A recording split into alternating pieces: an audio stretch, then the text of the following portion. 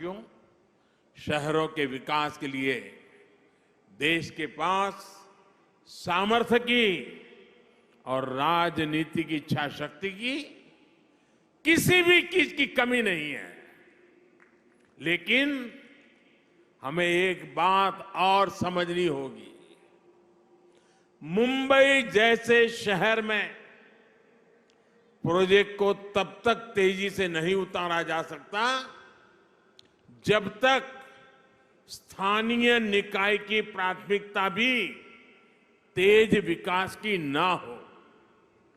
जब राज्य में विकास के लिए समर्पित सरकार होती है, जब शहरों में सुशासन के लिए समर्पित शासन होता है, तभी ये काम तेजी से जमीन पर उतर पाते हैं।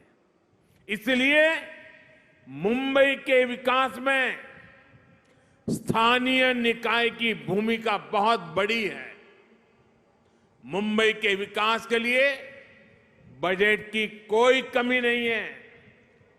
बस मुंबई के हक का पैसा सही जगह पे लगना चाहिए। अगर वो भ्रष्टाचार में लगेगा, पैसा बैंकों की तिजोरी में बंद पड़ा रहेगा, विकास के काम को रोकने की प्रवृत्ति होगी, तो फिर मुंबई का भविष्य उज्जवल कैसे होगा? मुंबई के लोग, यहां के सामान्य जन परेशानियां झेलते रहे, ये शहर विकास के लिए तरसता रहे। ये स्थिति 21वीं सदी के भारत में कभी भी स्वीकार्य नहीं हो सकती है और शिवाजी महाराज के महाराष्ट्र में तो कभी नहीं हो सकती है।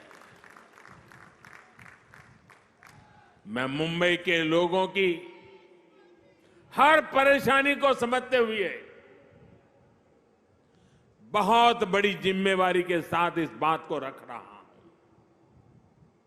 भाजपा की सरकार हो, एनडीए की सरकार हो, कभी विकास के आगे राजनीति को नहीं आने देती। विकास हमारे लिए सबसे बड़ी प्राथमिकता है।